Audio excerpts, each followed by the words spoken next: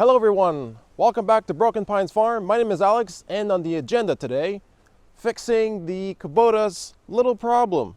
If you have a Kubota and an implement that you use a PTO without being in the driver's seat, like a wood chipper in this case, or I also have a winch that I have to use without me being in the tractor, there's a little problem if you have this little beauty, the air ride seat.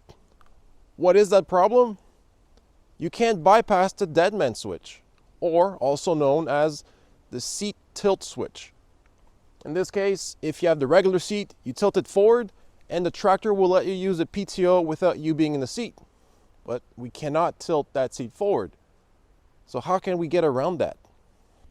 Let me show you what happens stock from factory. Start the tractor.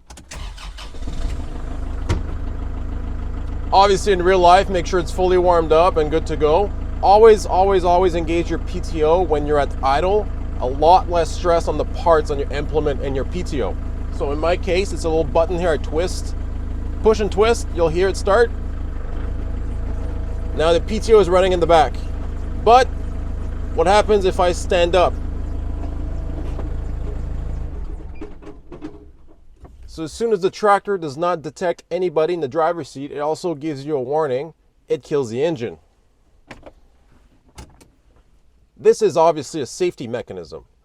But in our case, there is a feature that we're supposed to be able to use. It's just the air ride seat makes you lose that feature. So we're just trying to bring that feature back, which is using the back implement without me sitting in the seat. Now I had the tractor for 2 years. Let me show you what I used to do to get around that problem. There we go. That was my fix, 65-pound dumbbell. Not convenient, not ideal. I'm missing a dumbbell, it's always in the tractor. If you're doing just tractor work, it's always in the way. It's quite heavy. Every time you're good to go, you pick it up, put it on the seat. You know the rule, if you do it with the right, you gotta do it with the left. Gotta keep it equal. So this would just stay there, and this works. And I'm gonna turn on the PTO, and we're tricking the tractor into thinking there's somebody sitting in the seat. Let's see if there's a better option. We're now looking directly behind the seat. I moved the seat forward for better access. This here is the back of the tractor. The PTO shaft is right here. If you look here, this is the seat connector. This detects if somebody is sitting in the seat. And, oh my, this is the seat tilt connector, or the Deadman switch connector. It's connected to nothing. So how the heck can the tractor know if the seat is tilted forward or not? This is the issue. If you want to know how I figured this out, you can just Google, in my case, Kubota L4060 wiring diagram. There's a couple options out there. I just found one, and I was able to identify this as a seat tilt connector. And it says in the manual, for it to work, the circuit needs to be closed. That means the circuit needs to be completed or jumped. How can I do that? There's nothing to plug into. It's simple. Power in, power out. Right now there's a broken connection. How can I fix that? Very basic fix. I just need to jump these two. Took a little piece of metal, filed down the edges so that they would fit in the connector. And there we go. Circuit's jumped. Let's try it out.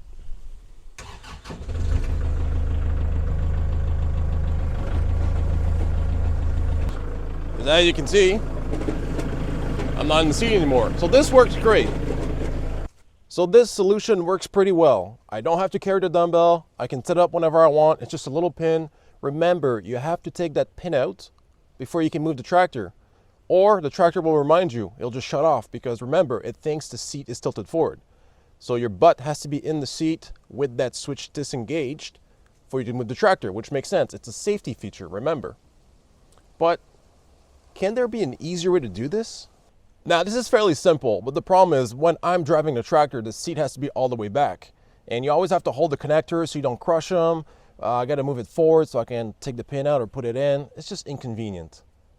But I'm thinking, you just have to complete the circuit for it to think it's tilted forward. So we can surely make a slightly more permanent version that is easy to switch. So all I did is I grabbed a switch. That's just a regular switch to complete a circuit. I had some wires laying around, soldered them to the switch, got a bit of shrink wrap. I took one of the empty switches that is in that side panel, cut a hole that the switch fits into, and then I'm going to use these tap-on connectors. So there's a pass-through side and there's a side for your wire. So what happens is your cable goes into the bottom side like so.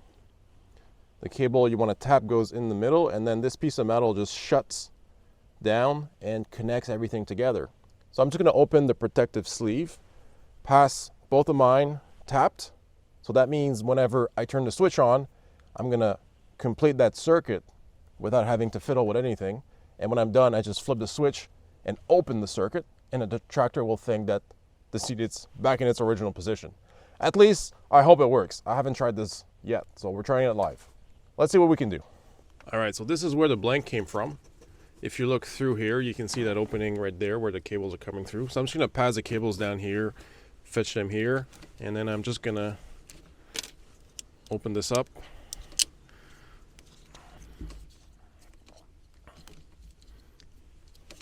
All right, so access to my cables so I can install my taps, my inline taps. All it is for this guy is I drilled 2 holes, and then I use a little file to file it so that it fits. And if this is accurate, that means closed, open. So I like it to point the open towards the PTO side just so I remember, but honestly, if one side doesn't work, just switch it to the other side.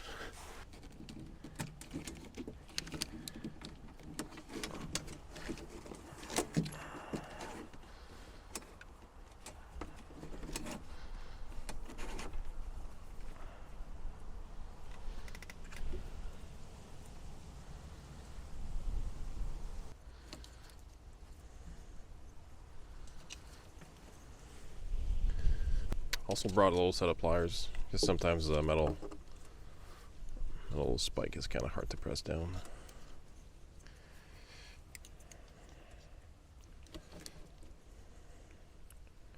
Press it down, and then this locks on itself. Secure it. That's good. Let's do the other one.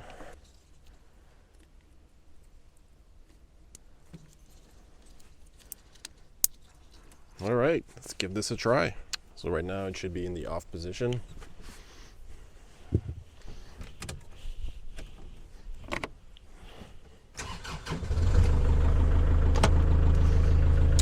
Make sure I'm not standing on the seat. So this should not work. Correct, because this is in the off position. So let's try it again.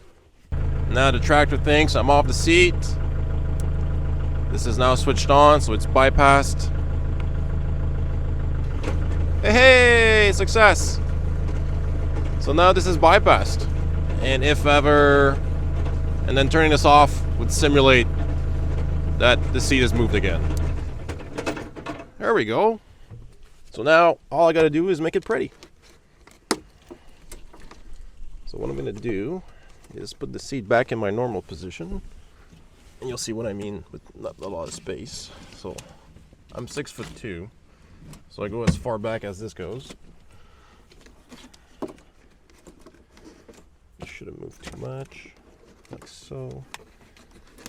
I can feed this, and then we said, do the back. Put this back in, and there we go. This is our bypass switch. So whenever I want to get up, turn it on, I can do my things, and when I'm ready to move the tractor, flip it off, and we're good to go. All right, let's try it out. Start the tractor.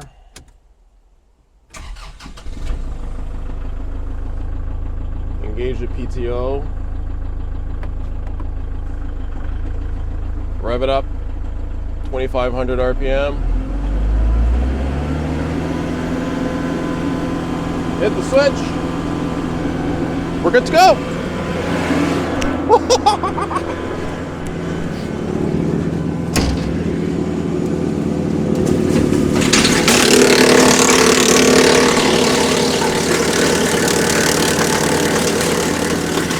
I don't doubt that this project doesn't look like much, but you have no idea how much of a headache this whole situation has been. I figured out the bypass about 2-3 weeks ago, and we've been using it nonstop with the wood chipper. It's been a godsend. It's so much nicer, not have to trick the tractor into thinking you're sitting in the seat. Now, we don't have to have somebody in there to start things. We can just, well, we were just bypassing, leaving it there. Now remember, if it's bypassed, you can't drive the tractor.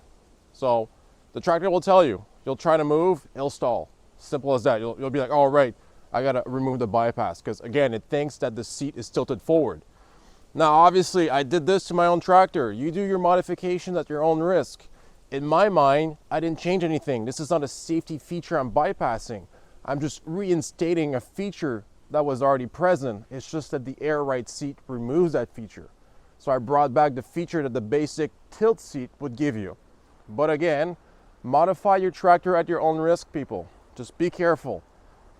Obviously, when you have a wood chipper or a winch, you can't operate it from inside the cab. So you need to be able to do this. But be safe, stay safe. If you've watched my video about the 5 top add-ons, this was on the list. I'm so happy now it's done. It's just so much simpler. If you haven't seen that video, I'll try to link it up in the card if I remember. And if you've seen that video, the last thing I really want to do to the tractor, which probably won't happen before the winter, but is to protect those darn third function lines that are going underneath the tractor. They're so exposed and they are so expensive. You wouldn't want to rip them out. You just have to fabricate some kind of guard. There are options out there from really talented people, but they're very expensive. I know they're expensive because it takes a lot of time and they're high quality products, but I just want to make sure that a random branch is not going to rip it off. So I'm going to see what I have in my junk pile and try to maybe fabricate a little something a bit, you know, DIY special. Doesn't have to be pretty, it just needs to work. Now, if you had a similar tractor with a similar problem and this helped you out, I'm so happy you got to fix that, or at least get to use the temporary solution where you just jumped and complete that circuit to trick the tractor into thinking the seat is moved. If this video was helpful for you guys, do me a huge favor, subscribe, hit that like button, comment down below. Let me know, do you have any other problems with your tractor that maybe you're looking for a solution? I'm sure I've come across some things. As you can see, another casualty again. Those darn branches when we move in the forest. I don't know if I want to see if I can maybe build a little shroud or something. I'm also toying with the idea of moving these lights as side markers and adding an extra set of lights for better visibility at night, especially with the snowblower, just because the snowblower is hiding a lot of the light output. I really like the upgrade with the lights. I just want more of it now. And there are very powerful lights out there, but I'm not sure if the electrical system would be able to handle such high wattage without upgrading stuff. And the last thing I want to do is melt my wiring, because that becomes a bit of an issue. Otherwise, thank you so much for watching, guys. I hope you have a great weekend. Take care, and I'll see you in the next video.